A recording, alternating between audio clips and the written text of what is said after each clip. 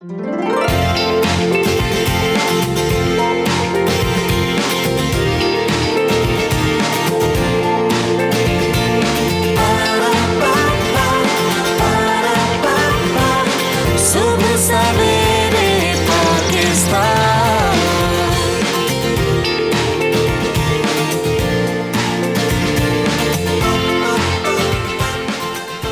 Morning, अस्सलामु अलैकुम, सुबह बखैर। आज की अच्छी बात है जनाब तौबा, अस्तगफार।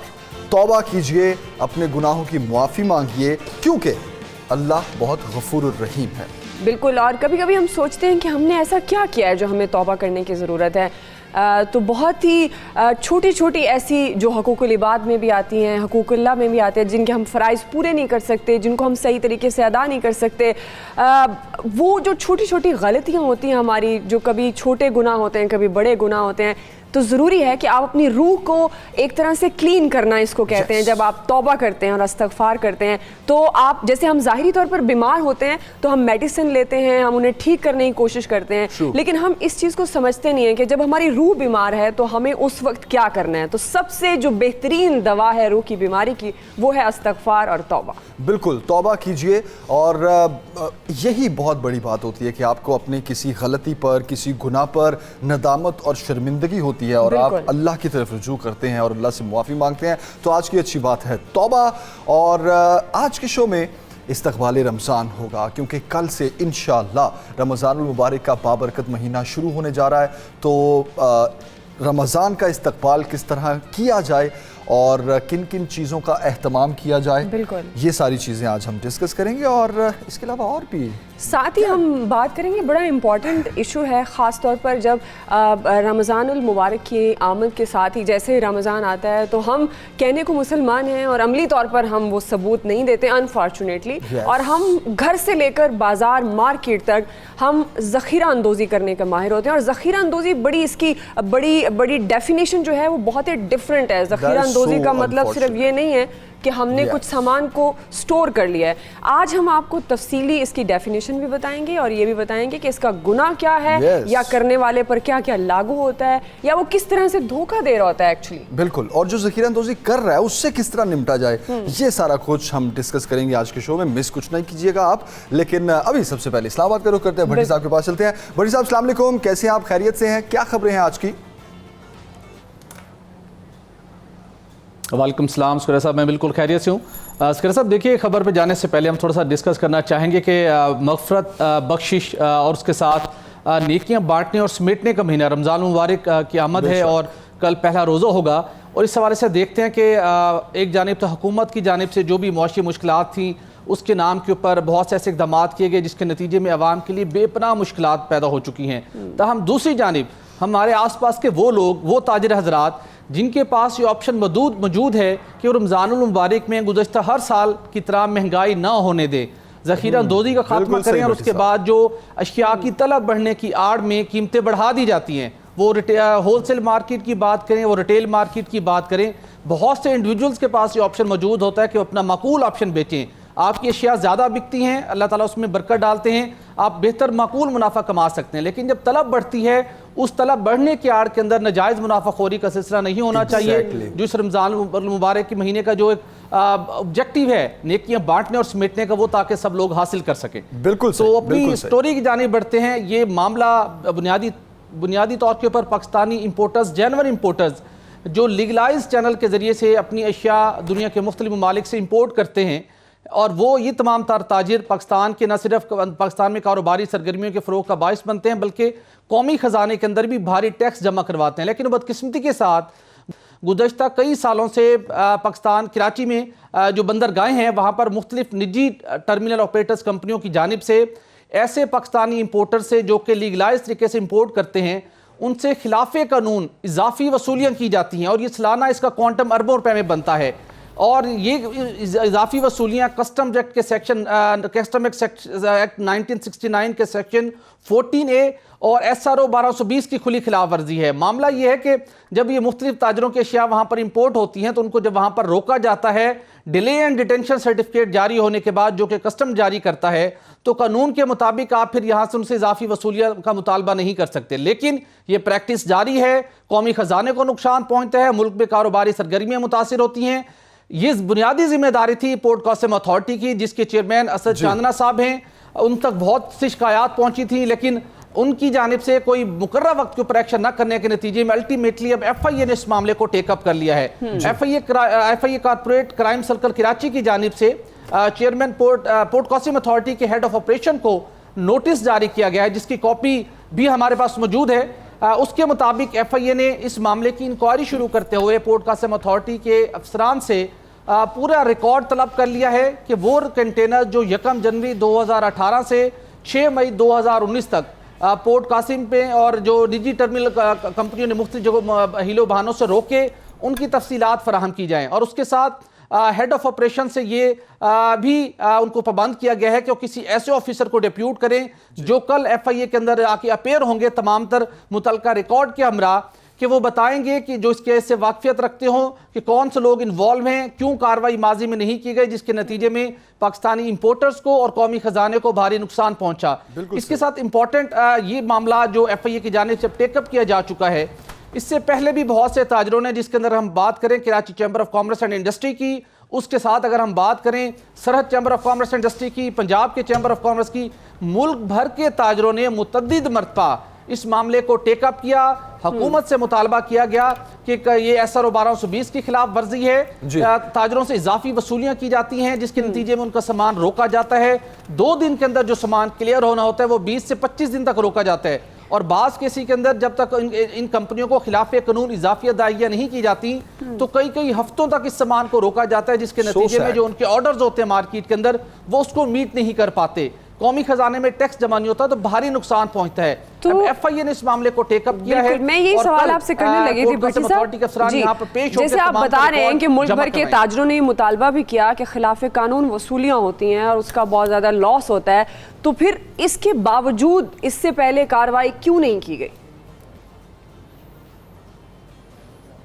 जी, ये बहुत हैरान कुन अमर है, चूँकि जो FIA को जो तहरीरी तौर के ऊपर जो शिकायत मौसूल थी, जिसके FIA ने जिसके ऊपर इंक्वायरी शुरू की, उसके अंदर ज़राए का ये मौक़िफ़ है कि ये मौक़िफ़ अपनाया गया FIA के सामने कि पोर्ट कासिम अथॉरिटी के अफसरान और उसके साथ निजी टर्मिनल ऑपरेटर्स कंपनियों की इंतज़ामिया के मबैन मुबैना तौर के ऊपर एक गठजोड़ मौजूद है, जिसके नतीजे में जब भी वो खिलाफ कानून इकदाम करती हैं, कस्टम्स एक्ट 1969 के सेक्शन 14A के तहत डिले एंड डिटेंशन सर्टिफिकेट जारी होने के बावजूद इजाफी चार्जेस वसूल करते हैं, तो पोर्ट कासिम अथॉरिटी हरकत में नहीं आती, उसके अफसरान हरकत में नहीं आते, वो कानून के ऊपर अमल दरामद नहीं करते, जो ये साबित करता है कि मुबैना तौर के ऊपर निजी टर्मिनल ऑपरेटर कंपनियों और पोर्ट कासिम अथॉरिटी के अफसरान के मबैन एक मिली भगत और गठजोड़ मौजूद है, जिसके नतीजे में मुल्क भर के ताजर मुतासिर होते हैं। ये ताजरों का बड़ा पुरजोर मुतालबा था हुकूमत से, बिलखसूस वफाकी हुकूमत से, कि आप एक रेगुलेटरी अथॉरिटी कायम कर दीजिए जो सारे मामले की कानून की पासदारी करते हुए पाकिस्तानी इंपोर्टर्स के हकूक का तहफ़्फ़ुज़ कर सके और ये कारोबारी सरगर्मियाँ मुतासिर ना हो। ताहाल लेकिन ताहाल कोई इसके ऊपर एक्शन नहीं किया जा सका।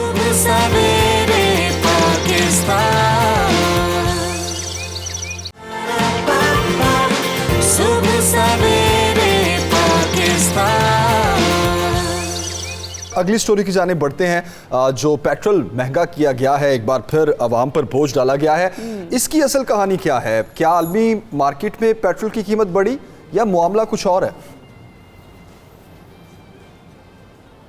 सखीरा साहब, आपको याद होगा कि हफ्ते के रोज़ अपने प्रोग्राम में हमने आपको बताया था कि चेयरमैन FBR को इतनी उजलत में क्यों हटाया गया, क्योंकि एक नोटिफिकेशन जो जुमे की शब को जारी करवाने की कोशिश की गई थी, उन्होंने इनकार कर दिया था इस बुनियाद के ऊपर कि वफाकी काबीना ने 1 मई से 5 मई तक कीमतें बरकरार रखने की मंजूरी दी है। और हफ्ते के सुबह हमने बताया था कि कीमतें आलमी मार्केट के मुकाबले में ज़्यादा बढ़ाई जा रही हैं।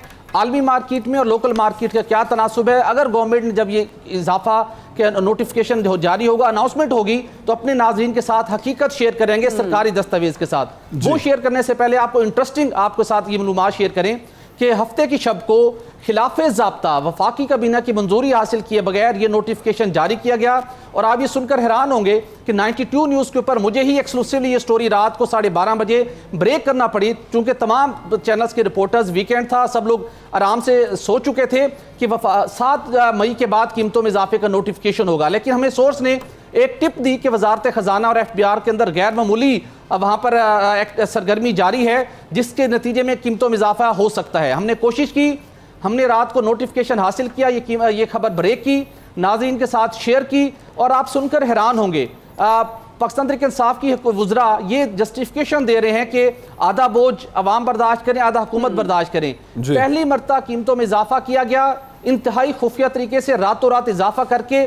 پریس ریلیز ہمیشہ جاری کی جاتی ہے، وزارت خزانہ خاموش رہی، پیٹرولیم ڈویژن خاموش رہا، کمپنیوں کو براہ راست بتایا گیا کہ آپ قیمت بڑھا دیجئے. یہ تو ایک ہمارے سورس کو داد دینی پڑے گی جس نے ہمیں انٹیمیٹ کیا اور ہم نے سٹوری کو بریک کیا.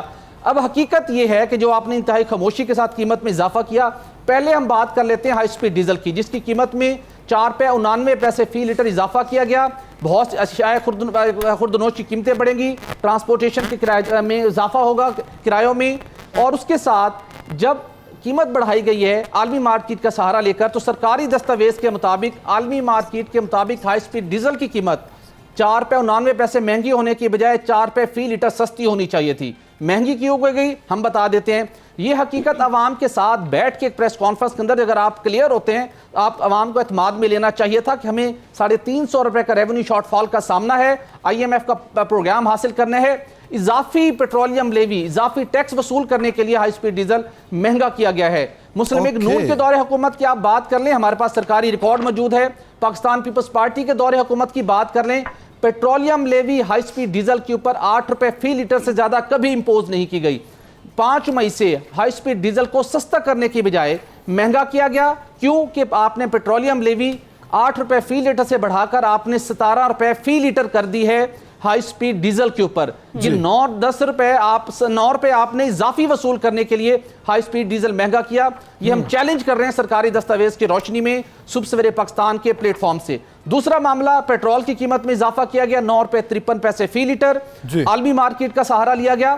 عالمی مارکیٹ میں پیٹرول کی قیمت میں معمولی اضافہ ہوا، لیکن آپ نے کیوں زیادہ اضافہ کیا کہ پیٹرول کے اوپر پیٹرولیم لیوی مسلم لیگ نون اور پاکستان پیپلز پارٹی کے دور حکومت میں اور ماضی میں بھی پرویز مشرف صاحب کے دور میں پیٹرولیم لیوی نافذ ہوئی تھی، کبھی بھی 10 روپے فی لیٹر سے زیادہ چارج نہیں کی گئی. لیکن 5 مئی سے یہ پیٹرولیم لیوی پیٹرول کے اوپر 14 روپے فی لیٹر عائد کر دی گئی ہے، 4 روپے فی لیٹر بڑھائی گئی. جب آپ پیٹرولیم لیوی بڑھاتے ہیں، جتنے ریٹ اس کا بڑھاتے ہیں اس کے اوپر 17% GST بھی وصول کیا جاتا ہے. تو GST میں بھی اضافہ کیا گیا، پیٹرولیم لیوی کے ریٹ میں اضافہ کیا گیا. الٹیمیٹلی کہا گیا جی کہ عالمی مارکیٹ میں قیمتیں بڑھی اور عوام کے اوپر ہمیں بوجھ ڈالنا پڑا. یہ آپ سن کر حیران ہوں گے کہ صرف 1 ماہ کے دوران پیٹرولیم مصنوعات کے ذریعے حکومت مہنگائی کے ستائے عوام سے 55 ارب پیسے زائد وصول کرے گی، جس کے اندر GST شامل ہے، پیٹرولیم لیوی شامل ہے اور ریگولیٹری ڈیوٹی بھی شامل ہے. یہ وہ ریگولیٹری ڈیوٹی ہے جو مسلم لیگ نون کے دور حکومت میں اس لیے عائد کی گئی تھی کہ قیمتیں $30 فی بیرل پر آ چکی تھی. حکومت نے اضافی ریونیو کمانا تھا اس کمٹمنٹ کے ساتھ کہ جب قیمتیں بڑھیں گی ریگولیٹری ڈیوٹی جو کہ 6 سے 8 روپے فی لیٹر ہے پیٹرول اور ہائی سپیڈ ڈیزل پر ہم ختم کر دیں گے. یہ ریگولیٹری ڈیوٹی آج بھی عائد ہے، پیٹرولیم لیوی بھی اضافی عائد کی گئی ہے. عالمی مارکیٹ میں اس شرح سے ریٹ نہیں بڑھا جو آپ بتا رہے ہیں کہ 9.35 جو بڑھا دیا گیا یہاں پر. تو کیا سمجھا جانا چاہیے کہ خزانے کو پھر عوام پر بوجھ ڈال کر بھرنے کی کوشش کی جا رہی ہے؟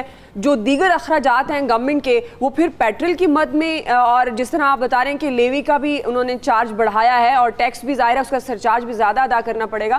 تو پھر کیا یہ ساری صورتحال عوام پر خالی بوجھ ڈالنے کے لیے اور خزانہ بھرنے کے لیے کیا گیا؟ دو اجمیل بالکل، بوجھ تو ایک معمولی بات ہے نا، بوجھ تلے پاکستانی عوام تو ایک طویل عرصے سے دبے ہوئے ہیں، لیکن یہ جبری طور کے اوپر آپ اضافی ٹیکس وصول کرنے کی کوشش کر رہے ہیں. FBR کی ناکامی تھی، چیئرمین FBR کی اگر ناکامی تھی کہ وہ رواں مالی سال کے 7-8 ماہ کے دوران بڑے بڑے بزنس مینوں سے، بڑے بڑے گروپ سے مطلوبہ کا ٹیکس جمع نہیں کر سکے، تو غریب عوام کا اس میں کوئی قصور نہیں تھا کہ آپ جبری طور کے اوپر اضافی ٹیکس کی وصولی شروع کر دیں. پہلے بھی عوام مہنگائی کے بوجھ تلے دبے ہوئے ہیں. آپ اس بات کا اندازہ لگا سکتے ہیں کہ پیٹرول اور ہائی سپیڈ ڈیزل کے اوپر مختلف ٹیکسوں، dealers margin, regulatory duty, petroleum levy, GST، ان مدوں کے اندر 40 روپے سے 45 روپے فی لیٹر وصولی کی جا رہی ہے. عوام اس سے مزید کیا ادائیگی کر سکتے ہیں؟ بوجھ تو وہ ہوتا ہے جو ایک معقول حد تک ہو. یہ تو آپ نے جبری وصولی شروع کر دی ہے، چونکہ آپ نے IMF کے پروگرام میں داخل ہونا ہے اور اس حقیقت سے ہٹ کر کے عوام کی پہلے کن مشکلات سے دوچار ہے. اور بالخصوص رمضان المبارک کی آمد تھی، ایک ماہ کے دوران آپ ریلیف دے دیتے رمضان المبارک کے بعد قیمتوں کو، یہ ٹیکسز کو، پیٹرولیم لیوی کو آپ ایڈجسٹ کر سکتے تھے، لیکن کسی چیز کو خاطر میں رکھے بغیر ایک انتہائی بے رحمانہ طریقے کے ساتھ قیمتوں میں پیٹرولیم لیوی بڑھا کر اضافہ کیا گیا. اور اگین ہم کہہ رہے ہیں کہ high speed diesel army market کے مطابق 4 روپے فی لیٹر سستا ہو سکتا تھا، لیکن اس کو مہنگا کیا گیا ہے اضافی ریونیو وصول کرنے کے لیے. بالکل صحیح بھٹی صاحب، تھینک یو سو مچ، بہت شکریہ آپ کا. And this is so unfortunate, کیونکہ واقعی جس مرضی منٹ کو اٹھا کے دیکھ لیں یہ سراسر ایک زیادتی نظر آ رہی ہے، کیونکہ صرف IMF کے پروگرام کے لیے عوام پر بوجھ ڈالا جا رہا ہے، ان کی شرائط مانی جا رہی ہیں، عوام کا کوئی خیال نہیں ہے.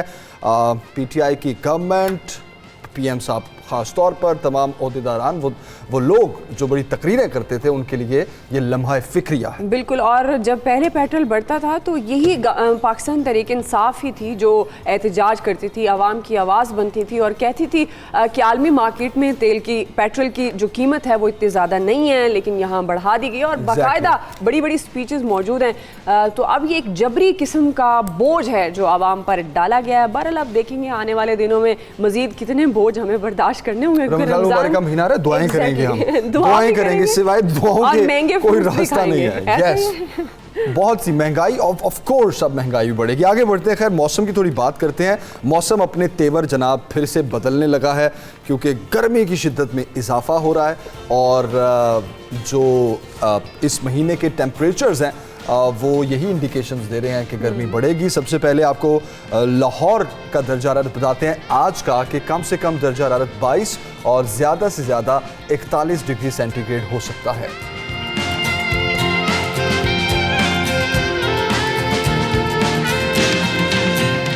بالکل، درجہ حرارت تو بڑھ رہا ہے، گرمی جو ہے وہ زیادہ ہو رہی ہے. اور اب کل سے انشاءاللہ اگر پہلا روزہ ہوتا ہے تو ڈیفینیٹ یہ ایک روزے دار کے لیے بڑا امتحان ہوگا کہ اتنے لمبا دن اور اس کے ساتھ ساتھ اتنا لمبا روزہ اور پھر گرمی کا موسم.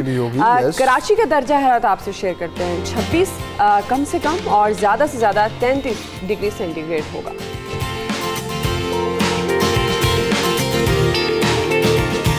اور جناب اسلام آباد میں کم سے کم درجہ حرارت 20 اور زیادہ سے زیادہ 34 ڈگری سینٹی گریڈ ہو سکتا ہے.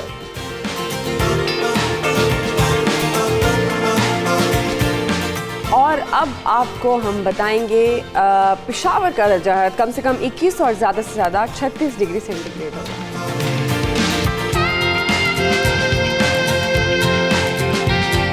اور کوئٹہ میں کم سے کم درجہ حرارت 15 اور زیادہ سے زیادہ 31 ڈگری سینٹی گریڈ ہو سکتا ہے.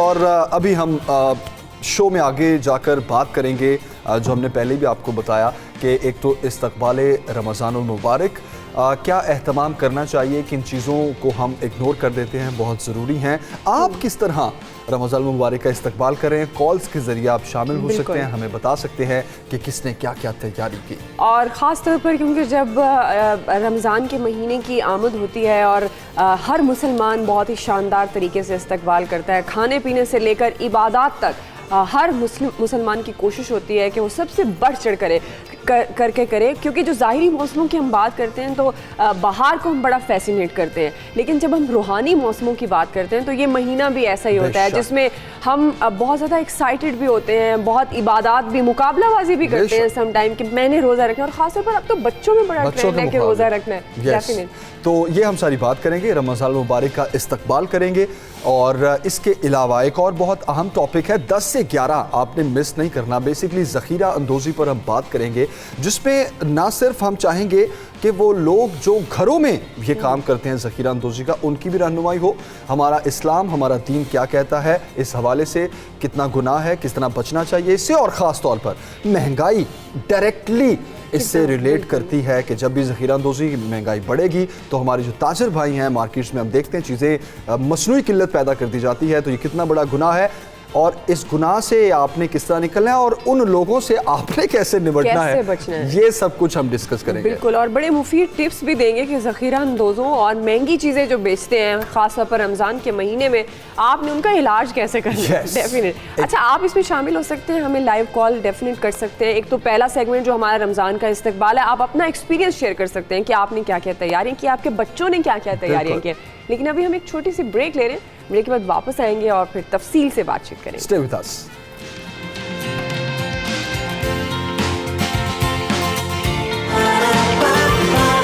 صبح سویرے پاکستان,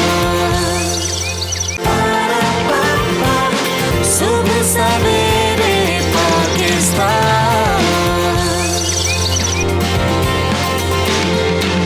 ویلکم بیک جناب, اور رمضان المبارک کی آمد آمد ہے. جی ہاں, رحمتوں اور برکتوں کا مہینہ جس کی آمد آمد ہے, اور یہ اللہ تعالیٰ کا انسان پر ایک خاص انعام ہے.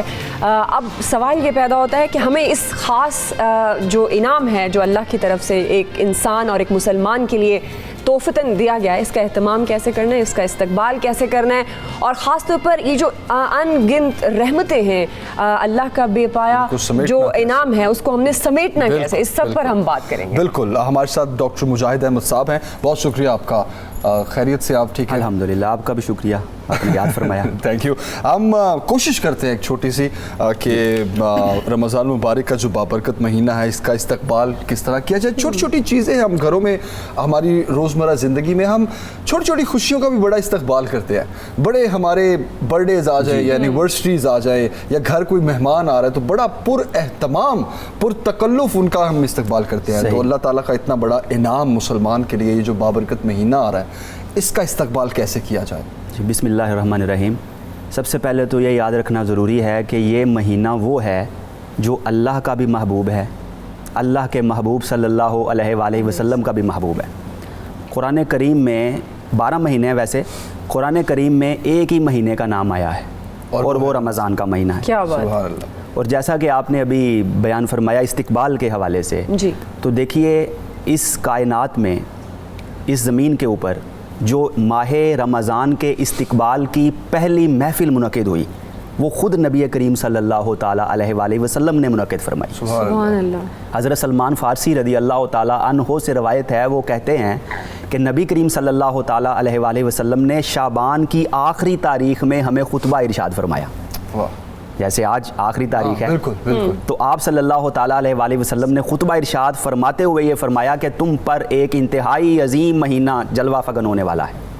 یہ وہ مہینہ ہے جس میں اللہ تبارک و تعالیٰ ایک نفل کا ثواب ایک فرض کے برابر کر دیتا ہے. کیا بات ہے. اور ایک فرض کا ثواب جو ہے وہ 70 فرضوں کے برابر تک چلا جاتا ہے. اور پھر اس میں آپ صلی اللہ تعالیٰ علیہ وآلہ وسلم نے اس خطبے میں ارشاد فرمایا کہ اس کا پہلا عشرہ جو ہے وہ رحمت ہے, دوسرا مغفرت ہے, اور تیسرا جہنم کی آگ سے آزادی ہے. آپ صلی اللہ علیہ وسلم نے اس میں یہ بھی فرمایا کہ جو شخص اس مہینے میں کسی روزہ دار کو روزہ افطار کروائے گا اس کو بھی اتنا ہی اجر ملے گا جتنا روزہ رکھنے والے کو ملا ہے. کیا بات. اور اللہ تعالیٰ اس کو جہنم کی آگ سے بھی آزاد فرما دے گا. اب ظاہر ہے سامنے صحابہ کرام رضی اللہ عنہم موجود تھے, ہماری سہولت کے لیے وہ سوال بھی فرمایا کرتے تھے, عرض کیا کرتے تھے بارگاہ رسالت میں تاکہ ہمیں بھی سہولت ہو جائے, ہم تک علم پہنچے. تو اب صحابان میں سے کسی نے سوال پوچھا, یا رسول اللہ صلی اللہ علیہ وسلم, ہر شخص میں تو یہ طاقت ہے ہی نہیں روزہ افطار کروائے, جس میں طاقت وسعت ہے وہ تو روزہ افطار کروائے گا, اور جس میں یہ طاقت اور وسعت نہیں ہے وہ روزہ کس طرح افطار کرائے گا. تو آپ صلی اللہ تعالیٰ علیہ وآلہ وسلم نے فرمایا روزہ افطار کراؤ چاہے وہ ایک کھجور کے ساتھ ہو. کھجور بھی میسر نہیں, کھجور بھی میسر نہیں تو دودھ کے گھونٹ سے کروا دو. کیا بات ہے. اگر دودھ کا گھونٹ بھی میسر نہیں تو پانی کے گھونٹ سے کروا دو. جو پانی کے گھونٹ سے کروائے گا وہ بھی ایسے ہی ہے جیسے روزہ رکھنے والے کا اجر ہے, ویسے ہی پانی کے گھونٹ سے روزہ افطار کروانے والے کو بھی اتنا ہی اجر ملے گا. اور پھر آپ صلی اللہ تعالیٰ علیہ وآلہ وسلم نے اس مہینے کی عظمت اور فضیلت بیان کرتے ہوئے یہ بھی فرما دیا کہ جس شخص کے پاس کوئی خادم اور غلام ہے وہ اس میں آسانی پیدا کرتا ہے, یعنی اس سے کام لیا جاتا ہے نا غلام سے, خادم سے, تو اس کے لیے آسانی پیدا کر دیتا ہے, تو اللہ تعالیٰ اس کو جہنم کی آگ سے آزاد فرما دے گا. ایک کالر لیتے ہیں ہم, ایک کالر ہے ہمارے ساتھ, اویس ہیں ہمارے ساتھ, ان سے بات کرتے ہیں. السلام علیکم, کیا کہنا چاہیں گے؟ جی ہم آپ کا پروگرام دیکھتے ہیں سر, बहुत अच्छा प्रोग्राम है आपका। जनाब शुक्रिया। बहुत शुक्रिया आपका। कुछ कहना चाहेंगे? जी बहुत अच्छा प्रोग्राम है, आप दोनों बहुत अच्छे लग रहे हैं, हम देख रहे हैं, चलिए जी, बहुत खुशी हो रही है। बहुत शुक्रिया। थैंक यू वैसा, बहुत तो शुक्रिया, थैंक यू। बिल्कुल, आप हमें जब कॉल करते हैं तो आप बता सकते हैं कि आप क्या तैयारियां कर रहे हैं, Yes. रमज़ान का इस्तकबाल किस तरह से कर रहे हैं। बिल्कुल, और हम चाहेंगे कि आप ज़रूर हमें ये बताएं, क्योंकि अपने अपने तरीके से अब ये अल्लाह से मोहब्बत है आपकी बिल्कुल। कि अल्लाह आपको ये इनाम दे रहा है, और उस इनाम वाले महीने, मेहमान महीना ना ये, इस मेहमान का आप इस्तकबाल कैसे करेंगे? सही। अच्छा, जब हम तैयारियों की बात करते हैं सब, तो क्या बुनियादी एहतमाम हैं जो इस महीने के लिए हमें करने चाहिए? जी, इससे पहले एक ये भी मैं अर्ज़ करना चाहता हूँ बात कि हम तो आज इस्तिक़बाल रमज़ान की ये एक महफ़िल और मजलिस बिल्कुल। मुनक़िद की हुई है। नबी करीम सल्लल्लाहु ताला अलैहि वसल्लम ने एक दिन पहले की बजाय 3 महीने पहले से इसका एहतमाम शुरू कर दिया। 3 महीने पहले जी, से? जब रजब का चांद आपने देखा तो आप सल्लल्लाहु ताला अलैहि वसल्लम ने अल्लाह की बारगाह में अर्ज़ किया, अल्लाहुम्मा बारिक लना फ़ी रजबिन व शाबाना व बारिक लना फ़ी रमदान। ऐ अल्लाह, रजब में भी बरकत अता फरमा दे, शाबान में भी बरकत अता फरमा दे, और हमारे रमज़ान में भी बरकत अता फरमा दे। और एक मौके पे फरमाया कि अल्लाह शाबान में बरकत अता फरमा दे और हमें रमज़ानुल मुबारक तक पहुंचा दे। यानी आप सल्लल्लाहु ताला अलैहि वसल्लम ने तकरीबन माह रमज़ान से 2 महीने कबल जो रजब का महीना है उसमें ही दुआ का एहतमाम शुरू कर दिया कि अल्लाह रमज़ान से मुलाकात, तमाम कायनात और तमाम उम्मत ये चाहती है कि नबी करीम सल्लल्लाहु ताला अलैहि वसल्लम की ज़ियारत हो। जब आप ज़ाहिरी ज़माना हयात में थे तो सहाबा किराम ज़ियारत के ख्वाहिशमंद थे और तालिब हुआ करते थे, और जब आप सल्लल्लाहु ताला अलैहि वसल्लम दुनिया से ज़ाहिरन पर्दा फरमा गए तो हर मोमिन की ख्वाहिश है कि चाहे ख्वाब में ही ज़ियारत हो जाए, ये हर उम्मती की ख्वाहिश है। लेकिन आप सल्लल्लाहु अलैहि वसल्लम रमज़ान से मुलाकात की ख्वाहिश फरमा रहे कि अल्लाह हमें रमज़ान मुबारक तक पहुँचा दे। अब हमने देखना ये है कि अब हमने इस महीने को कैसे गुजारना, तो हमें कोशिश करनी चाहिए कि वैसे ही इस महीने को गुजारें जैसे अल्लाह के हबीब सल्लल्लाहु ताला अलैहि वसल्लम ने गुजारा है। सबसे पहली बात इसमें क्या करना है जी, सबसे पहले जी हाँ, आप करना फरमाना क्या है? चाहें? मैं चाहता हूँ उससे पहले एक बुनियादी एहतमाम जो हमें करना चाहिए, कोई ऐसी चीज़ें मैं चाहता हूँ, वो लोग, बहुत से लोग बहुत एहतमाम करते हैं, लेकिन वो बुनियादी एहतमाम जो चीज़ें हम मिस कर देते हैं, मैं चाहता हूँ पहले वो डिस्कस करते हैं जी, कि किस तरह जब रमज़ान मुबारक आ रहा है, जिस तरह आपने एक बताया कि 3 महीने पहले से अल्लाह के रसूल सल्लल्लाहु अलैहि वसल्लम ने ये दुआ मांगी और बताया और फिर इसका इंतज़ार किया, ऐसे ही। ठीक है। अब हम वो चीज़ें क्या मिस कर देते हैं अपने रोज़मर्रा की ज़िंदगी में जी, जो हमें करना बहुत ज़रूरी है? जी, पहली बात तो यहाँ पे ये मर्ज़ करना चाहता हूँ कि आप सल्लल्लाहु ताला अलैहि वसल्लम हर माह रमज़ान में एक बार कुरान मजीद का दौर फरमाया करते थे, और हज़रत जिब्रील अमीन सिदरतुल मुंतहा से आकर नबी करीम सल्लल्लाहु ताला अलैहि वसल्लम के साथ, जिसे आप कहते हैं रिवाइज़ करना, यादा करना, वो किया करते थे। तो सबसे पहले तो ये बात आ गई कि कुरान मजीद के साथ अपना ताल्लुक़ कायम करें। उसकी वजह यह है कि कुरान मजीद फुरकान हमीद इसी महीने में नाजिल हुआ, शबे कद्र में नाजिल हुआ है, इसलिए उसका एहतमाम बहुत ज़रूरी है। क्योंकि आपने एक पहली बात की कि आप सल्लल्लाहु अलैहि वसल्लम कुरान पाक का एक दौर फरमाया करते थे, और जाहिर है ये हम रिवाइज करने की भी बात कर सकते हैं। सुबह सवेरे पाकिस्तान, सुबह सवेरे पाकिस्तान। कि ख़वातीन तरावी पढ़नी चाहिए, पढ़ सकती हैं, अगर ना पढ़ना चाहें तो क्या? तरावी जो है वो इसमें कोई कैद नहीं है, मर्दों पे भी ख़वातीन पे दोनों पे ये पढ़ना जो है ज़रूरी है, सुन्नत मुअक्कदा है। ओके जी, इसको नहीं पढ़ेंगे तो गुनाहगार होंगे, ठीक है। पढ़ेंगे तो इसमें और नूरानियत बरकत होगी। नहीं, गैर मौक़दा हुई ना फिर? नहीं, मुअक्कदा है, ना पढ़ेंगे तो गुनाहगार होंगे। गैर मौक़दा सुन्नत वो है कि अगर छोड़ दें तो आप गुनाहगार नहीं होते। लेकिन ये पढ़ना मतलब इस हवाले से मैंने कहा जरूरी है कि तरावियां पढ़ लेनी चाहिए। 20 तरावी जो है जी, अच्छा 20 से कम बड़ा कॉन्सेप्ट है, हाँ, कि अगर नहीं पढ़ी जाए वैसे तो हाँ जी, इख्तलाफी मामला है, लेकिन जो ज़्यादातर उलमा की राय वो यही है कि 20 ही रकत जो है वो तरावी है। ठीक है। मुसन्नफ इब्ने शैबा में हदीस है, हज़रत इब्ने अब्बास ने फरमाया कि तरावी की जो है 20 रकत है, नबी करीम सल्लल्लाहु ताला अलैहि वसल्लम 20 रकत ही अदा फरमाया करते थे। सही। तो ये 20 रकत है, और अगर तरावी किसी ने नहीं पढ़ी उसका रोज़ा तो हो जाएगा, लेकिन तरावी ना पढ़ने का गुनाह अपनी जगह पे होगा। ठीक हो गया। एक और कॉलर है हमारे साथ, सायरा है जी। अस्सलाम वालेकुम, कैसी हैं आप और क्या पूछना चाहेंगी? सारा हेलो जी सारा कैसी हैं आप और क्या कहना चाहेंगी, पूछना चाहेंगी? अस्सलाम वालेकुम। वालेकुम अस्सलाम। वालेकुम आपका शो बहुत अच्छा, मैं कल भी आपका शो देख रही थी लेकिन मेरी कॉल नहीं लग सकी। आपका शो बहुत अच्छा है। मुझे शरीयत के हवाले से एक सवाल करना था। बिल्कुल जी, कीजिए। बिल्कुल। हम मुसलमान हैं, ठीक है, और हमारे मजहब क्या हमें इजाज़त देता है कि हम इस मुल्क में जो महंगाई हो रही है, प्लीज़ मेरी सवाल सुनिएगा, तो हमारे मुल्क में इतनी महंगाई हो रही है, इतनी गरीब आवाम को रोजे रखने से बेचारी से इसलिए वो हो जाती है कि उनके पास पैसे नहीं खाने के। बिल्कुल सही, बिल्कुल सही। सारा कोई और सवाल है आपका?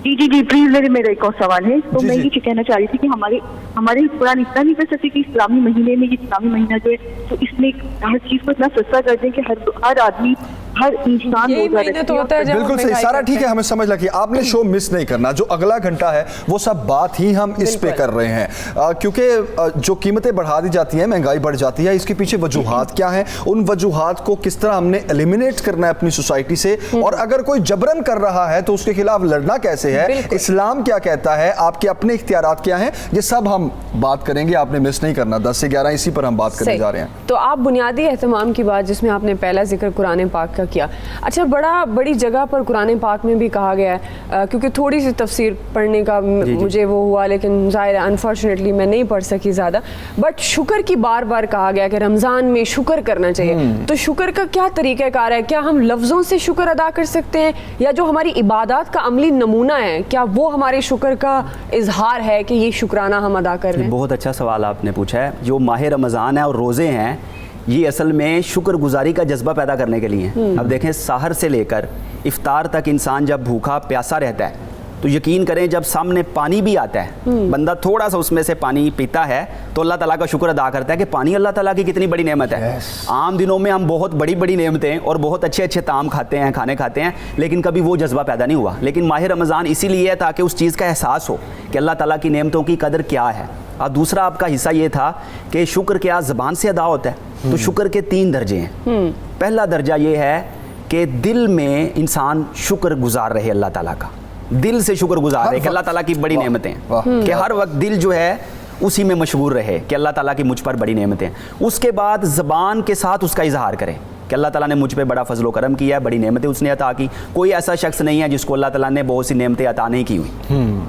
सांस भी नेमत है। शेख सादी रहमतुल्लाह ने लिखा, क्या इंसान तू अल्लाह ताला की किस किस नेमत पर शुक्र अदा करेगा?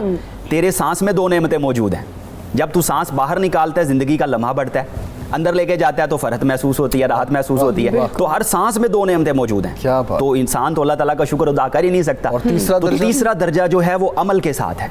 मतलब सिर्फ यही नहीं ज़बानी कहते रहे या अल्लाह तेरा शुक्र है, या अल्लाह तेरा शुक्र है, वो जो हुक्म दे उसकी तामील ना करें, उसको माने ना, तो ये शुक्र फिर मुकम्मल नहीं होगा। पहली सूरत है दिल में, दूसरी है ज़बान के साथ, और तीसरी है अपने आमाल के साथ। मतलब जो अल्लाह ताला के अहकामात हैं उन पर अमल करने की कोशिश करनी चाहिए। तो ये 3 दर्जे हैं। वेरी नाइस, क्या बात है, क्या बात है। अच्छा, जहाँ तक अमलन बात आपने की शुक्र करने की भी, तो अमल हम बहुत सी जगहों पे मिस कर जाते हैं। हम रमज़ान मुबारक में जिस तरह हमें पता है कि सवाब के दर्जात कितने बढ़ जाएंगे रोज़ा रखने की और इन सारे मामलात की, फिर वही इसी बात से मैं आपकी क्या खूबसूरत बात की रिलेट करूँगा कि एक आपके दिल में, एक आपकी ज़बान पे और एक अमलन। रोज़े पे भी यही सब कुछ होता है इम्प्लीमेंट, ठीक है जी, यस। फिर मदद करना किसी की, रोज़ा रखवाना, रोज़ा इफ्तार करवाना, गरीबों की मदद करना, उनके घर में राशन अगर आपको पता है कि कोई नहीं कर सकता, इसका कितना बड़ा सवाब है? ये तो जैसे कि मैंने तीसरा दर्जा अर्ज़ किया है कि अमली तौर पर तो ये एक शुक्रगुजारी का अमली तरीक़ाकार है कि गरीबों की आप मदद करेंगे तो ये अमलन जो है वो तरीक़ाकार है। और अजर के हिसाब से तो नबी करीम सल्लल्लाहु ताला अलैहि वसल्लम ने फरमा दिया कि जो कोई अपनी गुंजाइश के मुताबिक किसी का रोज़ा इफ्तार कराता है उतना ही अजर उसको मिलता है जितना रोज़ादार को मिलता है, और जहन्नम की आग से वो आज़ादी का उसको परवाना भी मिल जाता है। ठीक है, तो ये तो अहकामात हैं और ये तो इन पर तो हमें अमल करना चाहिए। जैसे आपने कहा कि हम अमली तौर पर जब करते हैं तो वो एक आला दर्जा है, लेकिन क्या हम करते हैं? अब हम अगर आज बैठकर अपना मुआवजा करते हैं, क्या हमने जहां अपनी ग्रॉसरी खरीदी है, क्या वहां ये सोचा है कि 4 घर जो डिज़र्व करते हैं, क्या हमने उनके लिए कोई खजूर का एक दाना खरीदा है? क्या आपको ये लगता है कि हमारी सोसाइटी में इस चीज़ की कमी है, या हम बहुत ज़्यादा इन चीज़ों को कर रहे हैं? अब असल में सोसाइटी में भी वही बात है कि जी 2 तबके हैं। एक तो बहुत अच्छे लोग भी हैं और बहुत बुरे लोग भी हैं। ہر معاشرے میں جس طرح ہوتے ہیں. تو کچھ ایسے لوگ ہیں جو بالکل عمل کی دنیا میں نہیں آتے, زبانی کلامی باتیں کرتے ہیں, اور بہت سے ایسے لوگ بھی ہیں جو اس مہینے میں لوگوں کے لیے آسانیاں پیدا کرتے ہیں. ہمیں وہ نظر آتا ہے, ان کا جذبہ جو ہے نظر آتا ہے. ابھی میں راستے میں آ رہا تھا تو ایک ہاسپٹل کے باہر لکھا تھا کہ رمضان المبارک کے پورے مہینے میں دوا جو ہے میڈیسن فری دی جائے. کیا بات ہے.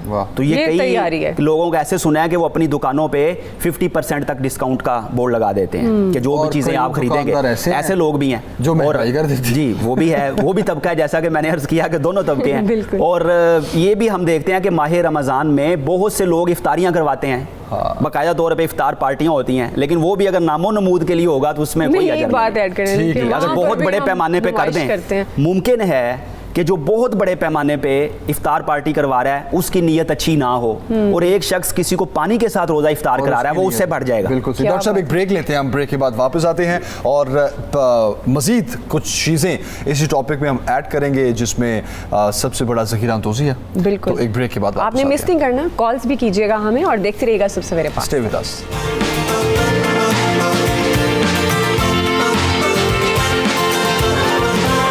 صبح سویرے پاکستان, صبح سویرے پاکستان. ہم بات کرنے والے ہیں ذخیرہ اندوزی. ذخیرہ اندوزی کرنے سے کون کون سے مسائل پیدا ہوتے ہیں, آخر کون لوگ ہیں جو ایسا کام کرتے ہیں جس سے دوسروں کو تکلیف پہنچتی ہے, اور خاص طور پر یہ کہ آخر رمضان میں ہی ایسا کیوں کرتے ہیں. اس سارے معاملے پر ہمارا دین کیا کہتا ہے, اس کا حل کیسے ممکن ہے, یہ سارے معاملات تفصیل سے اب ہم ڈسکس کریں گے, حل ڈھونڈنے کی کوشش کریں گے. ہمارے ساتھ ڈاکٹر مجاہد صاحب تو ہیں, بالکل ہم اسلام کو پوائنٹ آف ویو بھی لیں گے, دین ہمارا کیا کہتا ہے. طاہرہ رباب صاحبہ ہماری نفسیات ہمارے ساتھ ہیں, فاطمہ خان ہمارے ساتھ ہوں گی, ماہر قانون, اور ہم پریزیڈنٹ کنزیومر رائٹس پروٹیکشن ایسوسی ایشن سے بھی بات کریں گے کہ اس سے نمٹنے کے لیے کیا جاتا ہے, اقدامات کیے جائیں. تو ڈاکٹر مجاہد صاحب آپ سے آغاز کرتے ہیں. سب سے پہلے تو یہ بتائیے گا کہ ذخیرہ اندوزی, کیونکہ اس میں تو بہت سے اس کے معنی آ جاتے ہیں, ملاوٹ کرنا بھی اسی میں ہے, ناپ تول میں کمی کرنا بھی اسی میں ہے. یہ جیسے اب پیٹرول کی قیمتیں رات کو بڑھتی ہیں تو لوگ پرانا پیٹرول سٹاک کر لیتے ہیں اور پھر صبح نئی قیمت پر بیچتے ہیں. تو اسلام اس متعلق کیا احکامات دیتا ہے؟ بسم اللہ الرحمن الرحیم. اصل میں ذخیرہ اندوزی کے لیے جو عربی زبان میں لفظ استعمال ہوا ہے یا احادیث کی کتابوں میں آیا ہے وہ ہے احتکار. تو اس کا مطلب یہ ہے کہ جو انسان کے یا جانوروں کے ضرورت کی اشیاء ہیں ان کو سٹاک کر کے رکھ لینا, گوداموں میں یا گھروں میں ان کو محفوظ کر لینا, اور جب لوگوں کو شدید اس کی ضرورت محسوس ہو اس چیز کی تب اسے لے کر آنا اور اپنے من مانے دام وصول کرنا. یہ ہے ذخیرہ اندوزی جس کی قرآن و سنت میں شدید طور پر مذمت کی گئی ہے. اور نبی کریم صلی اللہ تعالیٰ علیہ وآلہ وسلم نے ایک روایت میں تو یہاں تک فرمایا کہ ذخیرہ اندوزی کرنے والا ملعون ہے, یعنی اس پر اللہ تعالیٰ کی طرف سے لعنت برستی ہے. اب بتائیے, جس پر اللہ تعالیٰ کی طرف سے لعنت برستی ہو وہ شخص خوشحال کیسے رہ سکتا ہے, یا اس کے مال میں برکت کیسے ہو سکتی ہے. اسی طرح حضرت سیدنا عمر فاروق رضی اللہ تعالیٰ عنہ ایک دفعہ بازار سے گزر رہے تھے کہ انہوں نے دیکھا کہ بہت سا غلہ اور اناج پڑا ہوا ہے. آپ رضی اللہ عنہ نے دیکھا اور پوچھا یہ کس کا ہے, بتایا گیا جی یہ دوسرے شہر سے لایا گیا ہے اور فلاں کا مال ہے. آپ نے دعا فرمائی کہ اللہ تعالیٰ اس میں برکت عطا فرمائے. اور پھر پوچھا یہ کس لیے ہے, انہوں نے کہا جی ہمارا مال ہے, اس کو ہم محفوظ رکھیں گے اور جب جی چاہا بیچیں گے. تو آپ نے فرمایا کہ تم نے نبی کریم صلی اللہ تعالیٰ علیہ وآلہ وسلم کا فرمان نہیں سنا کہ جو شخص ذخیرہ اندوزی کرتا ہے اللہ تعالیٰ اس وقت تک اس کو موت عطا نہیں کرے گا جب تک کہ اس کو افلاس عطا نہ کر دے, یعنی غربت میں نہ رکھے. اور دوسری بات ہے کہ وہ جزام یعنی کوڑ کے مرض میں مبتلا ہو کر مرے گا. یعنی اتنی سخت وعید آئی ہے. اس کے باوجود جو لوگ ذخیرہ اندوزی کرتے ہیں ان کو سوچنا چاہیے کہ نبی کریم صلی اللہ تعالیٰ علیہ وآلہ وسلم نے کتنی سخت وعید دی. اسی طرح ایک بازار میں آپ گزرے تو آپ صلی اللہ تعالیٰ علیہ وسلم نے دیکھا کہ ایک تاجر جو ہے وہ بہت سستے داموں چیزیں فروخت کر رہے ہیں. تو آپ نے فرمایا کہ تم سستے داموں چیزیں فروخت کیوں کر رہے ہو؟ اس نے کہا یا رسول اللہ ثواب کی نیت سے فروخت کر رہا ہوں. تو آپ صلی اللہ تعالیٰ علیہ وسلم نے فرمایا تم ایسے ہی ہو جیسے اللہ کے راستے میں جہاد کر رہے ہو. تو یعنی دین نے یہ ہمیں قاعدہ دیا ہے کہ جہاں لوگوں کی تکلیف، لوگوں کو تکلیف میں مبتلا ہونے کا اندیشہ ہو جائے، اس کام کو ناجائز قرار دیا گیا ہے، اس کام کو غلط قرار دیا گیا ہے. اور آپ صلی اللہ تعالیٰ علیہ وسلم نے فرمایا خیر الناس من ینفع الناس، تم میں بہتر وہ ہے جو لوگوں کے لیے مفید ہے. تو جو لوگوں کے لیے نقصان کا باعث بن رہا ہے وہ سب سے برا شخص ہے اور خدا کی لعنت ہے اس پر. جی بالکل ایسے ہی. بے شک. اور اس سے بڑی کیا بات ہو سکتی ہے؟ کچھ لوگ جو اس کو اس چیز سے ریلیٹ کر لیتے ہیں کہ اچھا پتہ نہیں یہ شاید گناہ کے زمرے میں آتا ہے یا نہیں آتا، تو بے شک آتا ہے. جی باقاعدہ طور پہ ایک روایت میں بتایا گیا ہے کہ ذخیرہ دوزی کرنے والا گناہ گار ہے، باقاعدہ لفظ بھی آیا ہے. بالکل. اچھا میں طاہرہ صاحب آپ سے یہ جاننا چاہوں گا کہ اثرات دیکھیں، ایک طرف خوشی تو نہیں کہیں گے، سیٹسفیکشن کہیں گے، لائک پیسے کمانے کے چکر میں ذخیرہ اندوزی آپ کر لیتے ہیں، ایک طرف آپ اپنی ذات کے لیے، اپنے فائدے کے لیے دوسروں کو نقصان پہنچا رہے ہیں. تو ذہنی اثرات پہ میں چاہوں گا کہ آپ روشنی ڈالیں، دونوں طرف کیا ہوتے ہیں؟ جمیل میں یہ بات کہنا چاہوں گی کہ جیسے پیسہ کمانا بری بات نہیں ہے، مگر اس کو صرف اپنے فائدے کے لیے دوسروں کو نقصان پہنچاتے ہوئے کمانا میرے خیال میں اس انسان کی ذہنی افلاس جس کو کہتے ہیں نا، یا غریبی، ذہنی غریبی کو ہم اندازہ لگا سکتے ہیں کہ کوئی انسان کسی دوسرے کو نقصان پہنچاتا ہے، اس کی مجبوری سے فائدہ اٹھاتا ہے اور اپنے آپ کو امیر کرنا چاہتا ہے. تو اس کا مطلب یہ ہے کہ اس کے اندر انسانیت، جہاں پہ ہم ٹالرنس، جہاں پہ ہم لو اور سیکریفائس کی بات کرتے ہیں، وہ نہیں ہے. یعنی ویلیوز کا لیول اس انسان کا بہت نیچے گیا ہوا ہے اور سیلفشنس بہت زیادہ ہے. سائیکلوجیکلی ہم دو چیزوں کو ڈیفائن کرتے ہیں. دو طرح کے انسان ہمیں نظر آتے ہیں. ایک وہ لوگ ہوتے ہیں جن میں اپنی زبان میں ایک بات کرنے لگی ہوں، ایڈ امپلس ہم اس کو کہتے ہیں. اس کا مطلب یہ ہے کہ میری امپلسز یا میری خواہشات جو ہیں وہ کسی بھی کیس میں کسی بھی طرح سے پوری ہونی چاہیے، کسی بھی طرح سے. اب وہ غلط ہے، یہ صحیح ہے، میں صبر نہیں کر سکتا، سو میری خواہشات پوری ہونی چاہیے. ایک اس طرح کے لوگ ہوتے ہیں. ایک لوگ ہوتے ہیں جو بالکل ایگزامپلری کریکٹر کے اوپر چلے جاتے ہیں، جن کا بیچ میں کہیں پہ کوئی نہیں ہوتا، اور وہ کہتے ہیں کہ غلطی کی بھی گنجائش نہیں ہے انسان کے اندر. یہ دونوں ایکسٹریمز ہیں. تو وہ بندہ جو کہ صرف اپنے فائدے کے لیے اپنی چیزوں کو پورا کرنا چاہتا ہے، تو ہم اس کو کہتے ہیں کہ کہیں بچپن میں ہی اس کی خواہشات جو ہیں وہ، اور خاص طور پہ کھانے پینے والی خواہشات جو ہیں وہ پوری نہیں ہوئی جو کہ اس کی جوانی میں اور اس کے جب وہ اس قابل ہو گیا کہ چیزوں کو اپنے حق میں کر سکے، وہ غلط اور صحیح سے بالاتر ہو کے چیزوں کی طرف جا رہا ہے. ٹھیک ہے. سائیکالوجی اس کو اس طرح سے ڈیفائن کرتی ہے. تو طاہرہ آپ سمجھتی ہیں کہ انفرادی طور پر وہ شخص نیگیٹو ہوتا ہے، اس کی یہ سائیکی ہوتی ہے کہ اس نے ذخیرہ اندوزی، ملاوٹ، جھوٹی قسم کھا کر مال بیچنا، یا پھر آپ سمجھتی ہیں کہ جو سوسائٹی کی کچھ ویلیوز ہیں جن کا آپ ذکر بھی کر رہی ہیں وہ اس پر اتنی اثر انداز ہوتی ہیں کہ وہ سوچتا ہی نہیں ہے کہ پازیٹیو کیا ہے؟ بالکل، یہ کولیکٹیو بھی ہے اور یہ انڈیویجول بھی ہے. یعنی یہ انفرادی طور پہ بھی ہے اور ہمارے معاشرتی طور پہ بھی ہے. اگر ہم انڈیویجولی بات کریں تو شاید اس انسان نے اپنے آپ کو مٹیریلسٹک چیزوں میں اتنا زیادہ انوالو کیا، اس کو لگتا ہے کہ زندگی اچھا انسان ہونا جو ہے وہ انہی پیسے کی وجہ سے ہے. مگر اس کے برعکس اگر ہم اپنی سوسائٹی کو دیکھیں تو ہماری سوسائٹی میں بھی لوگ ان لوگوں کی واہ واہ زیادہ کرتے ہیں جن کے پاس پیسہ زیادہ ہوتا ہے. اور اکثر آپ نے یہ سنا ہوگا کہ جس کے پاس پیسہ ہوتا ہے اس کے سارے عیب چھپ جاتے ہیں. یہ اتنا کامن ایک معقولہ ہمیں نظر آتا ہے اپنے ارد گرد، اور پریکٹس میں بھی یہ چیزیں نظر آ رہی ہیں. سو یہ صرف انڈیویجول لیول پہ نہیں ہے، یہ سوسائٹی کے لیول پہ بھی ہے.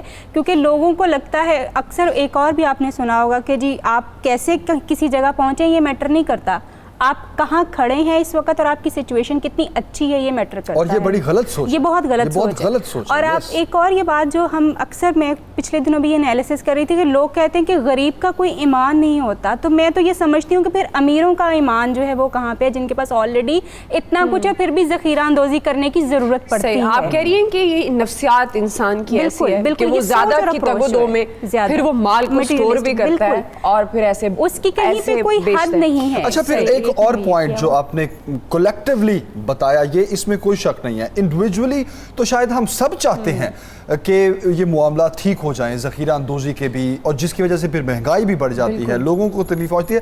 شاید اندر سے ہمیں یہی آواز آتی ہے، انڈیویجولی ہم یہی چاہتے ہیں کہ ایسا نہ ہو، لیکن کولیکٹیولی اگر معاشرے کی بات کی جائے تو ہم دیکھا دیکھی بھی اس کو کہہ سکتے ہیں کہ ان سارے معاملات میں پھنس جاتے ہیں، اور پھر وہی خواہشات کی تکمیل کے لیے ہم اس طرح کے بات کنڈے ہی میں کہوں گا کہ ہم اس سے بھی گریز نہیں کرتے. اور اصل بات وہ یہ ہے کہ ایسے لوگوں میں ویلیوز کی کمی ہے.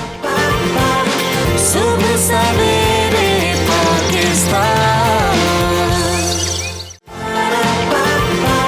صبح سویرے پاکستان.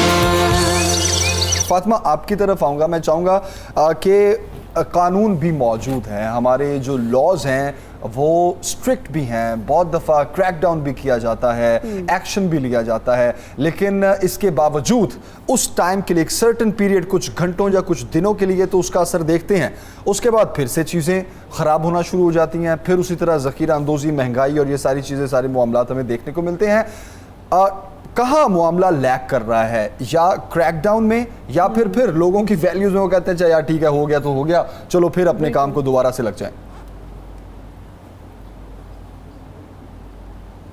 जी मेरे ख्याल में क्रैकडाउन तो जैसे कि पिछले दिनों हम काफ़ी देख भी रहे थे कि किया जाता है डिफरेंट शॉपकीपर्स पे भी, डिफरेंट जो है वो ब्रांड्स पे भी, और इस चीज़ पे काफ़ी नज़र रखी जा रही है।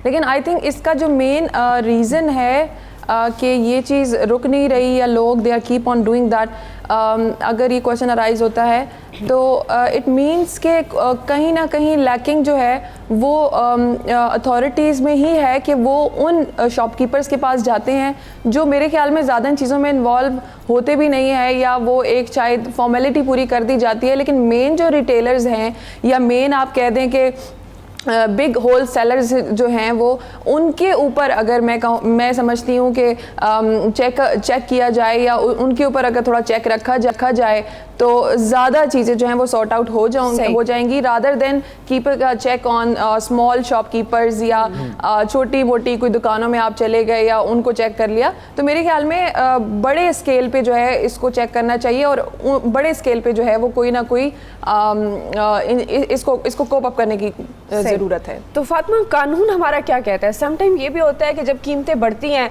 और उसके बाद कम हो जाती हैं, लेकिन शॉपकीपर पुरानी जो बढ़ी हुई कीमतें हैं उन्हीं पर बेचते हैं। अगर उनसे क्लेम किया जाए तो वो कहते हैं हमने तो महंगी चीज़ खरीदी है। तो इस पर कानून क्या कहता है हमारा?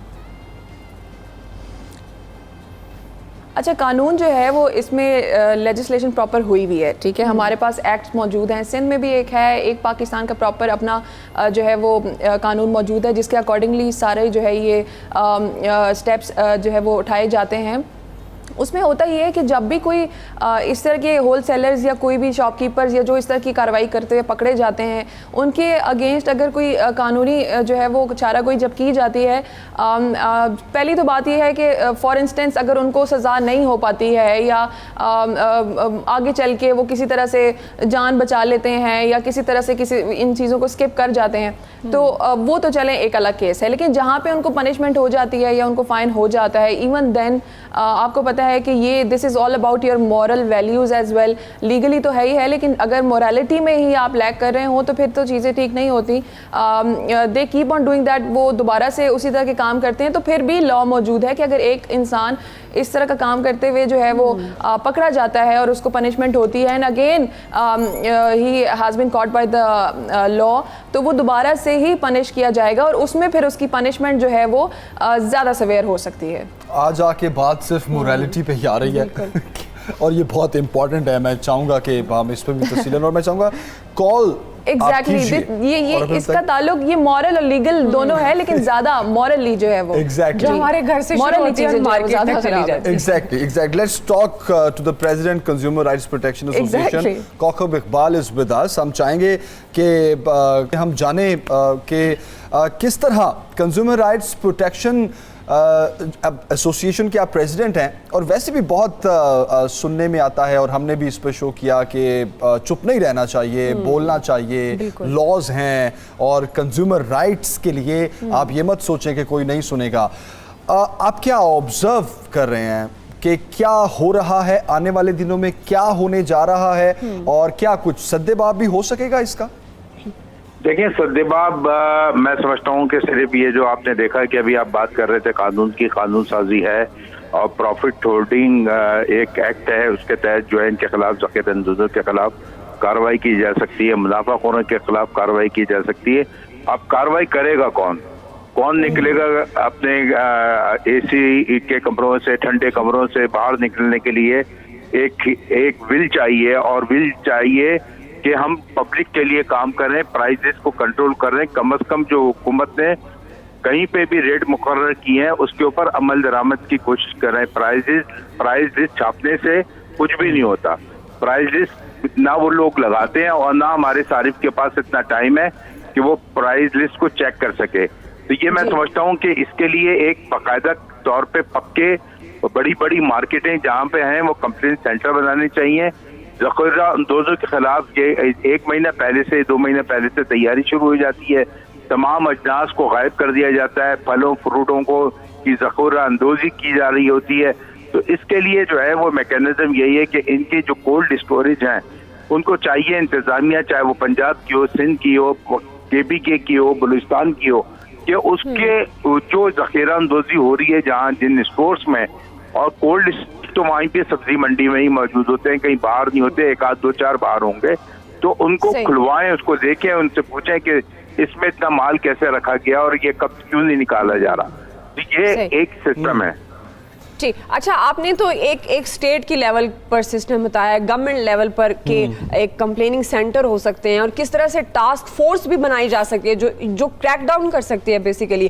لیکن ایک جو خریدنے والا ہے اس کو کیا کرنا چاہیے انفرادی سطح پر کہ وہ ان کی حوصلہ شکنی کرے, کیا ان چیزوں کو بین کر دے, خریدنا بند کر دے. لاسٹ ٹائم سوشل میڈیا پر بڑا ٹرینڈ ہوا تو سیب کی قیمت نیچے آ گئی تھی. جی بالکل, بہت اچھی بات آپ نے کہی ہے, اور اس دفعہ بھی ہم نے کل اور تمام سوشل میڈیا پہ, میڈیا میں, پرنٹ اور الیکٹرانک میڈیا نے اس کو بڑا ہائی لائٹ کیا. ہم نے کہا ہے کہ پہلے اشرے میں اس کا جو ہے وہ فروٹس کی, پھل کی خریداری بند کر دیں, کیونکہ پہلا اشارہ جو ہوتا ہے وہ ہوتا ہے ان کا منافع خوری کا, عروج کا.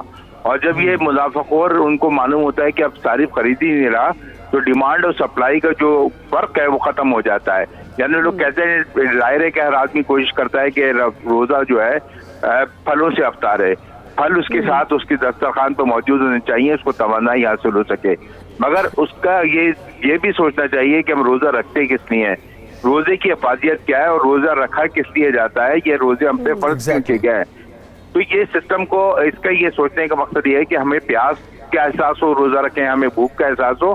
ان غربت کی لکیر کے نیچے جو زندگی گزار رہے ہیں ان کے لیے وہ سوچ سکیں ہم پیاس, اگر پیاس لگ رہی ہے تو پیاس لگی ہے تو ہمیں یہ پتہ ہونا چاہیے کہ سر کے لوگوں کو پانی نہیں مل رہا, اور پورے اور کہیں پہ بھی جو پنجاب میں. کوکب صاحب بالکل صحیح کہہ رہے ہیں آپ بالکل صحیح کہہ رہے ہیں, لیکن جہاں تک میکانزم کی بات ہے, دیکھیں ہماری جو عوام ہے وہ بھی کچھ مجبوریاں آڑے آ جاتی ہیں. وٹ آئی تھنک میکانزم اگر ہو اس کا, جس طرح لیٹ سپوز سبزیوں اور فروٹس کی قیمتیں نکلتی ہیں کہ جی یہ DC ریٹس ہیں, اور اس کا آپ نے, اور جو ماڈل بازارز ہیں یا پھر جو رمضان بازار لگتے ہیں وہاں پہ اس کی امپلیمنٹیشن ہوتی ہے, وہی صارف جب مارکیٹ میں نکل کے جاتا ہے تو وہ آبویسلی منافع خوروں کے ہتھے چڑھ جاتا ہے. تو اویئرنیس بڑی زیادہ ضروری ہے نا, آپ کیا سمجھتے ہیں؟ میکانزم ایک ایسا اور لوگوں کو پتہ ہو کہ یار آج کے یہ ریٹ ہیں اور ہم نے اس سے اوپر نہیں دینے, اور وہ لڑ سکے اس کے لیے. بالکل, یہ صارف کا حق ہے, یہ ایز اے کنزیومر وہ اس کا حق ہے کہ وہ اس کو جو مقرر کردہ ریٹ ہے اس کے بارے میں پوچھے اور اسے کہے کہ تمہیں اس ریٹ پہ ہی دینا ہے, اگر تم نہیں دو گے تو تمہاری کمپلین کریں گے. اور اس کی باقاعدہ تو سوشل میں ویڈیو بنا لیں, جگہ جگہ آپ دیکھیں کہیں خدا نخواستہ ایکسیڈنٹ ہو جاتا ہے, کوئی اور دوسری بات ہوتی ہے, ویڈیوز بن رہی ہے, ویڈیوز بھیجیں, میرے مجھ سے شیئر کریں اور متعلقہ اتھارٹی کے ساتھ شیئر کریں. تمام نمبرز اویلیبل ہوتے ہیں اس وقت, متعلقہ ڈپٹی کمشنرز کے اویلیبل ہیں, کمشنرز کے اویلیبل ہیں. اگر نہ ہو تو ہم سے کریں, ہم ان کو فارورڈ کریں گے اور پھر ہم سوشل میڈیا پہ بھی کریں گے کہ جناب یہ انتظامیہ جو ہے خاموش ہے. مگر دوسری بات یہ ہے کہ یہاں پہ آپ یہ دیکھیے کہ 99% جو لوگ ہیں, چلے 95% جو مسلمان تاجر ہیں, یہ اسی رمضان مہینے کو ٹارگٹ کیوں کرتا ہے, اسی رمضان المبارک میں یہ کمائی کا مہینہ کیوں سمجھتا ہے؟ سوال ہے. تو کوکب صاحب, کنزیومر رائٹس کی جو پروٹیکشن ہے, آپ کی ایسوسیشن, آپ خود بتا رہے ہیں کہ اسی مہینے میں ایسا کیوں ہوتا ہے, تو آپ کوئی اسپیسیفک اقدامات لیتے ہیں کہ نہیں ہمیں اویئرنیس دینی ہے, یا ہمیں کوئی ٹاسک فورس بنانی ہے, یا پریشر گروپ جس طرح بنایا جاتا ہے حکومتوں کے لیے, کیا آپ کی طرف سے کچھ ایسا ہوتا ہے؟ جی ہاں بالکل, ہم نے رمضان شریف سے 1 مہینہ پہلے ہی یہ باقاعدہ میٹنگز ہو رہی ہیں, اور تمام لوگ جو ہے اس میں میٹنگز میں اس میں شریک ہوتے ہیں. لوگوں کو جو ہے سوشل میڈیا کے ذریعے اویئرنیس دی جا رہی ہے, پرنٹ میڈیا کے ذریعے آگاہی دی جا رہی ہے, اور میڈیا کے ذریعے آپ کے جو ظاہر ہے کہ کوئی اگر اخبار نہیں پڑھنا سکتا تو وہ تو دیکھ رہا ہے, سن رہا ہے, تو وہ جو الیکٹرانک میڈیا ہے وہ بھی بڑا کردار ادا کر رہا ہے. مختلف پروگرام الیکٹرانکس میڈیا کے مختلف چینلز پہ ہو رہے ہیں. تو یہ میں سمجھتا ہوں کہ یہ آگاہی کے پروگرام ہے, اور اس میں सार्फिन, क्योंकि सारिफ ही वो कुव्वत है, अगर वो मुत्तहिद हो जाए तो मुनाफाखोरों को मुनाफाखोरी करने की जरूरत ना हो सके और मिलावट करने वाले वो अब मिलावट करने से बाज रह सकें। तो मैं समझता हूँ कि सारिफ को अब मुत्तहिद होना चाहिए, और अगर कंज्यूमर एसोसिएशन ऑफ पाकिस्तान जैसे कि यूरोपियन कंट्रीज में होता है, वहाँ पे हम कॉल करते हैं, अगर कोई भी, हर कंट्री की अपनी एक कंज्यूमर एसोसिएशन बनी हुई है, तो अगर वो कोई भी कंज्यूमर एसोसिएशन वहाँ पे अपनी कंट्री में कॉल करती है तो सारिफ जो है उसकी बात पे अमल करते हैं। तो जैसे हमने अपील की है कि फर्स्ट अशरे में यहाँ पे फलों की महंगे फरोख्त, अगर वो सरकारी रेट पे मिल रहा है तो सही है, अगर महंगे फ्रूट बेच रहा है तो उसका बाइकाट कीजिए। यस, बिल्कुल बिल्कुल। कॉकर साहब, थैंक यू सो मच, बहुत शुक्रिया आपका, थैंक यू सो मच। सुबह सवेरे पाकिस्तान, सुबह सवेरे Pakistan. Welcome back ji. Now let's talk about solutions. हल क्या हो सकते हैं? जिस तरह हम ब्रेक से पहले एक सॉल्यूशन तो ये निकला कि हर वो चीज़ जो आपको ये लगता है महंगी हो रही है उसका ज़ख़ीरा करके मसनूई किल्लत पैदा की जा रही है, मुनाफाखोरी के लिए ये सब किया जा रहा है, तो बायकॉट कर दें उसका।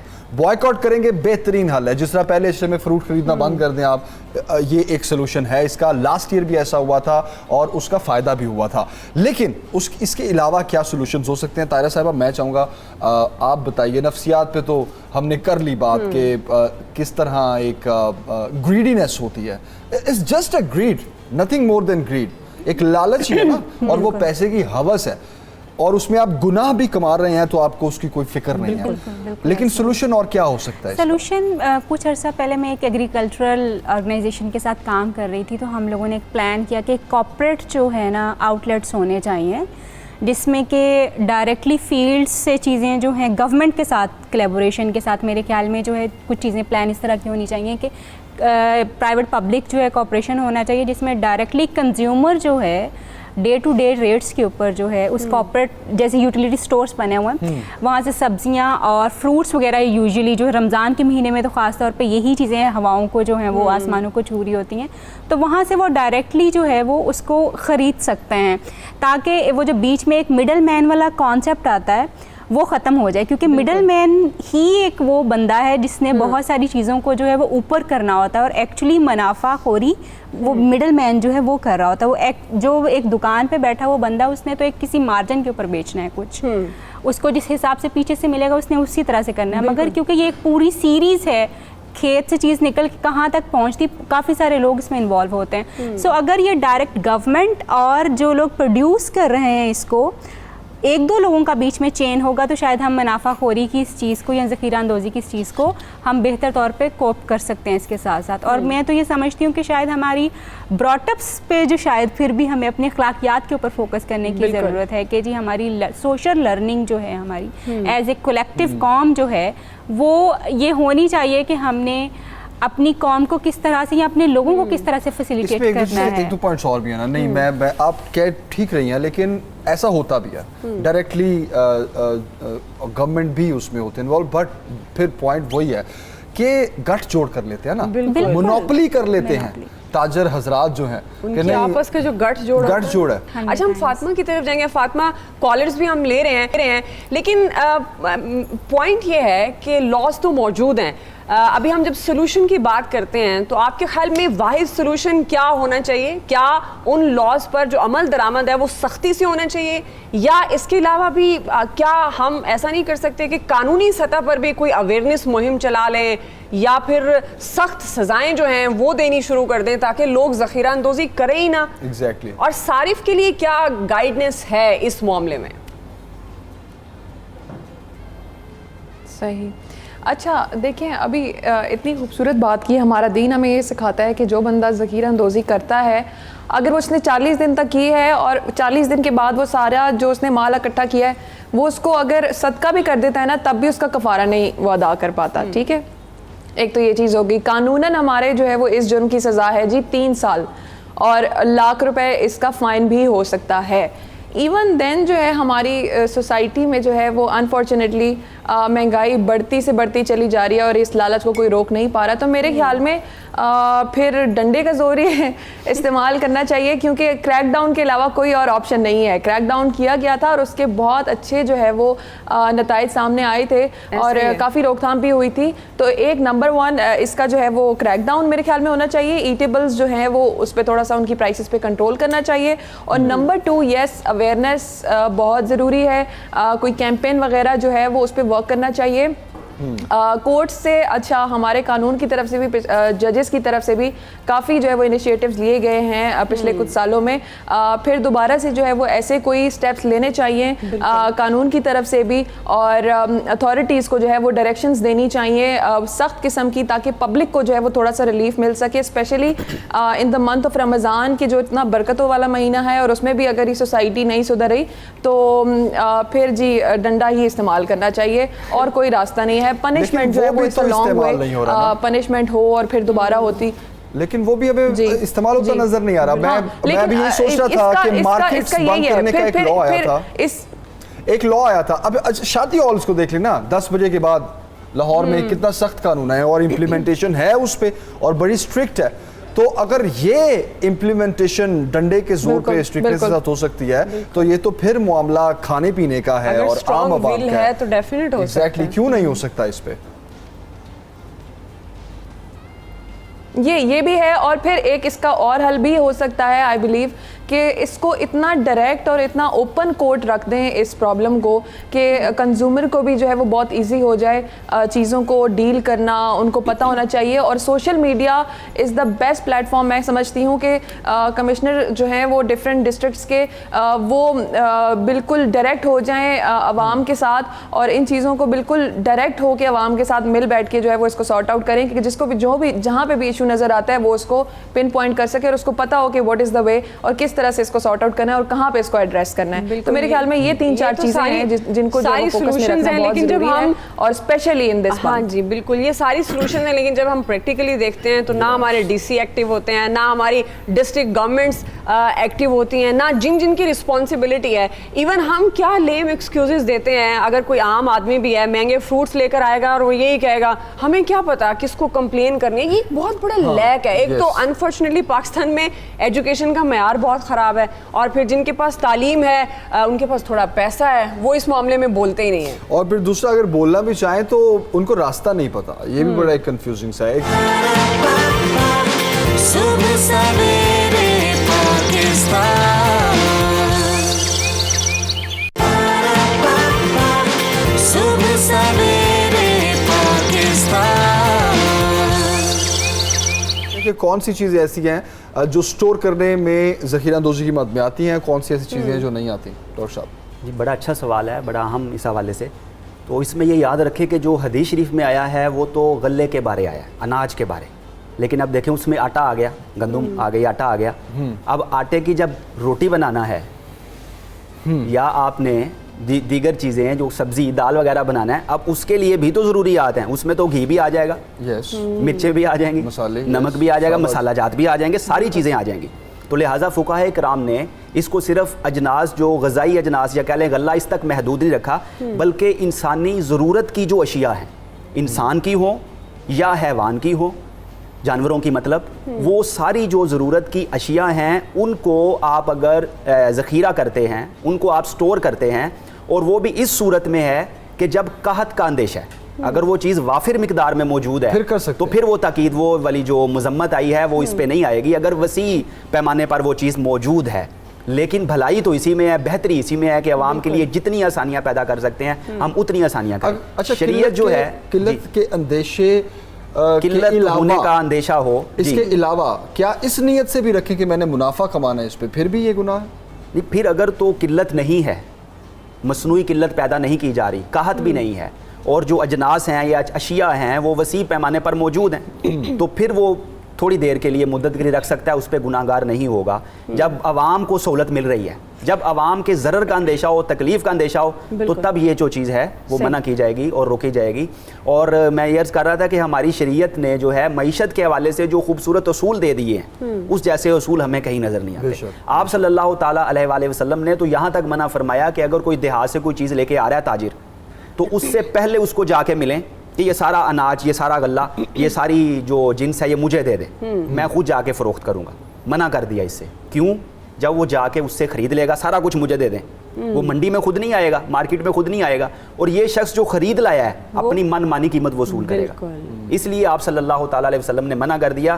اور ایک دفعہ صحابہ نے عرض کیا کہ یا رسول اللہ, لوگ جو ہیں من مانی قیمت بھی وصول کر رہے ہیں. تو آپ صلی اللہ تعالیٰ علیہ وسلم نے فرمایا کہ ان اللہ هو المساعد, تعالیٰ قیمتیں مقرر کرنے والا ہے. مطلب ہے کہ یہ مارکیٹ میں آئیں, مثال کے طور پہ آٹا ہے, ایک شخص کہہ رہا ہے کہ جی میں اس کو 50 روپے 1 کلو کے حساب سے فروخت کر رہا ہوں, مارکیٹ میں بیٹھا ہوا ہے, اور دوسرا کہہ رہا ہے میں 45 کے حساب سے فروخت کر رہا ہوں, تیسرا کہہ رہا ہے 40 کے حساب سے. تو لوگ جو ہیں 40 والے کی طرف ظاہر رجوع کریں گے, تو خود ہی جو قیمتیں ہیں ایک لیول پر آ جائیں گی, مناسب پیمانے پر آ جائیں گی. اور اگر ہم اس کو کھلا چھوڑ دیں گے یا پہلے ہی چیز خرید کے لے آئیں گے کہ جی لوگوں کو کیا پتا کہ وہ دیہات سے جو ہے کس قیمت پہ لے کے آ رہا تھا, آپ اس کو من مانی کریں گے, تو اس پہ منع کر دیا. ڈاکٹر صاحب, کمپٹیشن کا دور ہو چکا ہے, ہم جتنی بھی بات کر رہے ہیں اس میں زیادہ حصہ تاجر برادری جو ہے ہماری ان پہ امپلیمنٹ ہوتا ہے. اب جس طرح اس میں مونوپلی ہے یا ان کا گٹھ جوڑ ہے. اچھا, دوسرا اس کے باوجود کمپٹیشن اتنا زیادہ ہے کہ پھر ہم ملاوٹ کی طرف چلے جاتے ہیں. مطلب ایک گناہ سے دوسرے, اور دوسرے سے تیسرے, اور تیسرے سے چوتھے میں ہم کنورٹ ہوتے جاتے ہیں. اچھا, یہ جو کمپٹیشن ہے اس حوالے سے بھی کہ یہ جو کہا جاتا ہے اس طرح کہ جی آپ کا کاروبار تب چلے گا جب دوسرے کا کاروبار ٹھپ ہو جائے گا, اسلام اس کی اجازت نہیں دیتا. اسلام تو خیر خواہی کا دین ہے. یہ بات نہیں ہے کہ آپ کہیں جی میرا کاروبار چمکے دوسرے کا ٹھپ ہو جائے. 2 دکانیں ہیں, تو آج کل یہ بھی ایک چیز دیکھنے میں سائیکی سے بھی بڑا کھیلتے ہیں. اور جناب وہ جو 5 روپے سستی دے رہا ہے نا, اس کا معیار نہیں اچھا, یہ میں زیادہ معیاری چیز دے رہا ہوں آپ کو. اچھا, کالر ہے جی, محمد اکرم صاحب ہیں گجرانوالہ سے. السلام علیکم, کیا کہنا چاہیں گے؟ السلام علیکم. وعلیکم السلام جناب, کیا کہنا چاہیں گے؟ جی ضرور, خیریت ہے, ٹھیک ٹھاک ہے الحمدللہ. جی آپ کو رمضان المبارک کی ضرور مبارک ہو. بہت بہت جناب, بہت شکریہ. جی اللہ پاک آپ کو اس میڈیا کی توفیق عطا فرمائے. تو ماشاءاللہ بڑا اچھا پروگرام لگا ہوا سر. بہت شکریہ. جی سر, میں عرض کرنا چاہوں گا کہ جیسا کہ آپ کا جو دوسرا پروگرام ہوتا ہے صبح نور, ہم بھی وہ بڑے شوق سے سنتے ہیں. تو اسی نسبت سے 92 کو اوور آل ہم سارے پروگرام دیکھتے ہیں, بڑے اچھے پروگرام ماشاءاللہ آپ بھی ہوتے ہیں. تو سر جیسے کہ مطلب یہ پروگرام آپ کا ذخیرہ اندوزی پہ, لوگوں کی مشکلات پہ, خرید و فروخت پہ, چیزوں پہ یہ لگا ہوا ہے.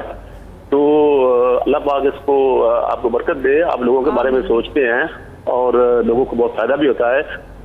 بہت شکریہ جناب. اکرم صاحب کچھ کہنا چاہیں گے آپ؟ Okay, all right, thank you Akram sahab, بہت شکریہ آپ کا, تھینک یو سو مچ ہماری حوصلہ افزائی کے لیے. اور ہم آپ کی حوصلہ افزائی کریں گے کہ ڈرنا نہیں ہے آپ نے. اگر آپ کو بھی مارکیٹ میں لگے کہ اس طرح کے معاملات ہیں تو لڑیں اس سے آپ. اچھا, میں کیونکہ ہم کلوزنگ کی طرف بھی بڑھ رہے ہیں, تو جیسے فاطمہ نے بہت اچھے پوائنٹس دیے کہ ہم سوشل میڈیا پر کس طرح کی کیمپین چلا سکتے ہیں, اور ساتھ پر لیگلی ہم کس طرح سے ایکٹیو ہو سکتے ہیں اور ایسے لوگوں کا تدارک کر سکتے ہیں.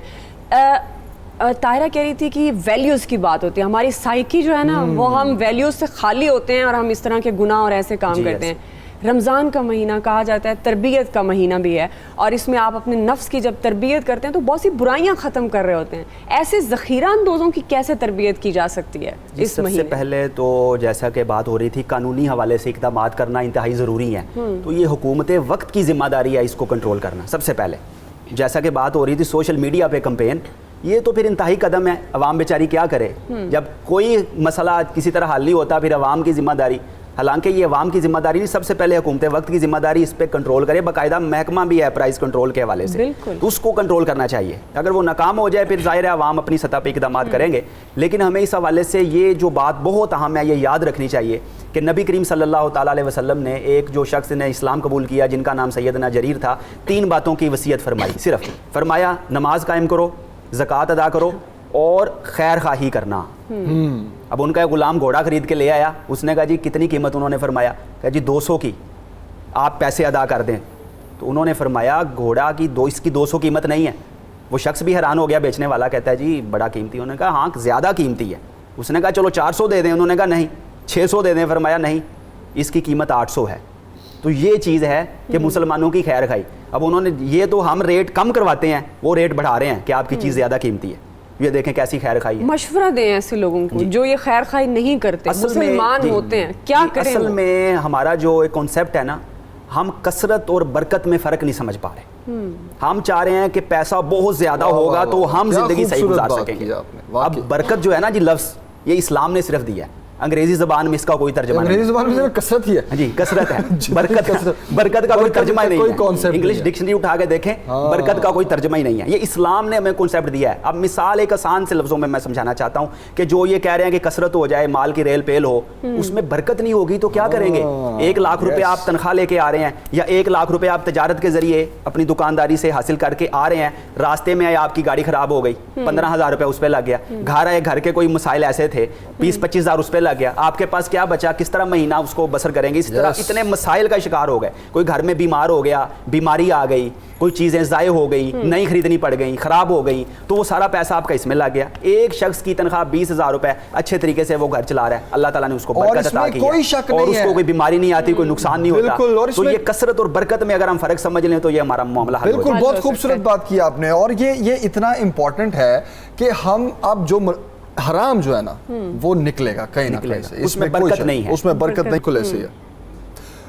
میں چاہوں گا کہ رمضان کا مہینہ برکتوں والا مہینہ ہے, اور ہم جس طرح ذخیرہ اندوزی میں بات کر رہے ہیں, چونکہ ڈائریکٹلی مہنگائی سے بہت زیادہ ریلیٹڈ ہے, اور ہم یہ چاہتے ہیں کہ انڈیویجولی سطح پر بھی, اور پھر جب انڈیویجولی ہوگا تو کلیکٹیو سطح پر بھی ہم بہت کچھ کر سکتے ہیں اس کے خلاف بھی, اور اس سے لڑ بھی سکتے ہیں, بہت سے معاملات کو ٹھیک کر سکتے ہیں.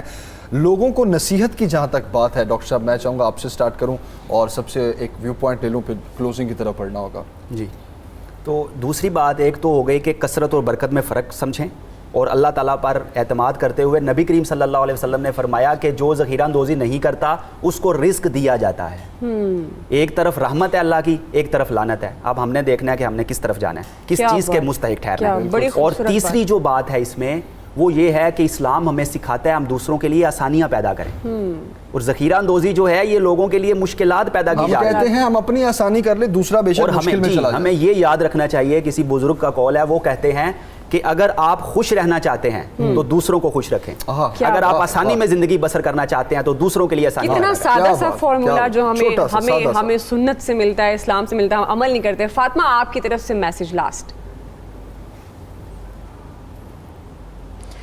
دیکھیں ابھی پچھلے دنوں میں دیکھ رہی تھی کہ انڈیا میں جو ہے وہ ایک کوشش کی جا رہی ہے کہ کسی طرح سے اس جرم کو جو ہے وہ نان بیلیبل جو ہے وہ بنا دیا جائے, اس کی لائبلٹیز انکریز کر دی جائیں, تو ہو سکتا ہے کہ اس کے ساتھ جو ہے ہم کوپ کر سکیں. لیکن اگین بات وہی ہے کہ اوپن ڈور پالیسی ہونی چاہیے, اوپن کورٹ سسٹم ہونا چاہیے, ڈائریکٹ جو ہے وہ عوام کے ساتھ جو ہے وہ کنیکشن ہونا چاہیے ان اتھارٹیز کا.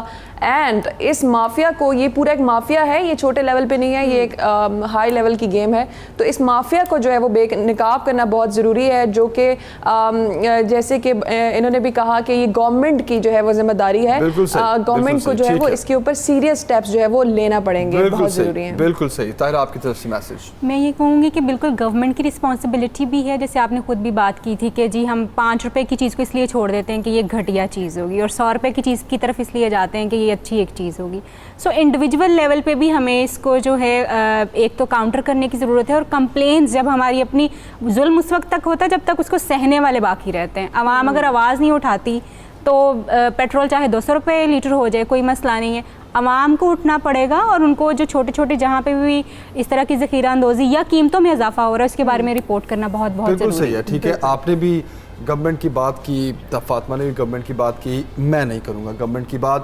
چھوٹے چھوٹے بہت سے انجمن تاجران بنے ہوئے ہیں, بہت سی NGOs, آرگنائزیشنز, تاجر برادران, ان کی کمیونٹیز, ان کی ایسوسیشنز, وہ دیکھتی ہیں اس معاملے کو. آپ خود بھی انڈیویجولی بھی اس میں اپنا حصہ ڈال سکتے ہیں, کیونکہ اس میں آپ اپنا حصہ ڈالیں گے تو یہ بھی ایک قسم کا لحاظ ہی ہے, احساس ہی ہے دوسرے کا, اس کو خوشی دینے کا بھی ایک ہے. آج آگے آپ بالکل ہاتھ دھر کے بیٹھ جائیں جناب کہ نہیں تو یہ تو گورنمنٹ نے کرنا تھا, تو ایسا نہیں ہے, ایسا بالکل نہیں ہے, یہ آپ کو بھی کرنا ہے. بالکل بالکل. اور بالکل آپ صحیح کہہ رہے ہیں, یہ آپ کی اپنی بھی ذمہ داری ہے, آپ کو بھی یہ کرنا ہے. اور سب سے بڑی خوبصورت بات, ہم اب کلوزنگ کی طرف جا رہے ہیں تو اسی کے ساتھ ہی ہم کلوز کریں گے کہ یہ مہینہ جہاں ہمیں بہت سی چیزیں سکھاتا ہے, ہم سیکھتے ہیں صبر کرنا, برداشت کرنا, بھوک پیاس برداشت کرنا, بہت سی رحمتیں بھی سمیٹ رہے ہوتے ہیں. تو اگر ہم میں سے کوئی بھی ذخیرہ اندوزی کرتا ہے گھر کی سطح سے لے کر مارکیٹ کی سطح تک, تو ہم اپنی اصلاح کر سکتے ہیں. ہم نے آج کے پروگرام کا آغاز بھی اسی سے کیا کہ ہم توبہ کر سکتے ہیں. پچھلی باتوں کی توبہ کیجئے, بھول جائیے, کیونکہ یہ نئے سرے سے نیا آغاز کریں, اچھی اچھی رحمتیں سمیٹیں اور خاص طور پر اس گناہ سے بچنے کی کوشش کریں. اور اللہ معاف کرنے والا. بالکل, اور انفرادی سطح پر بھی اور اجتماعی سطح پر. بے شک. تو انشاءاللہ کل آپ سے ملاقات ہوگی, پہلا روزہ ہوگا کل, تو امید کرتے ہیں کہ اللہ تعالیٰ یہ مہینہ آپ کے لیے بھی, پاکستان کے لیے بھی خاص طور پر بہت برکتوں والا مہینہ ہو اور آسانیاں پیدا ہوں. انشاءاللہ کل آپ سے ملاقات ہوگی. تمام مہمانوں کا بھی بہت شکریہ, فیڈ بیک دیجیے گا. اللہ حافظ.